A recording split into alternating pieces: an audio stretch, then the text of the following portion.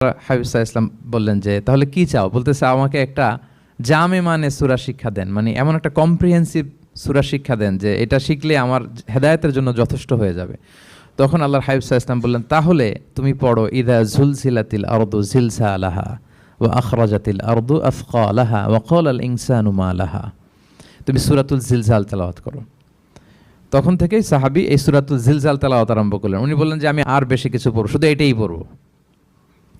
সাহাবাদের মধ্যে অনেকের এরকম খুব সহজ সরল মানসিকতা ছিল, তো উনি বললেন যে এটাই পড়বো। তো রাসূল সাল্লাল্লাহু আলাইহি ওয়াসাল্লাম বললেন যে কোনো সফল ব্যক্তিকে যদি কেউ দেখতে চায় তাহলে এর দিকে তাকাও, দেখো কত সহজ সরল, কত চমৎকারভাবে সে এই বার্তাটা গ্রহণ করেছে যে আমি জীবনে শুধু এইটাই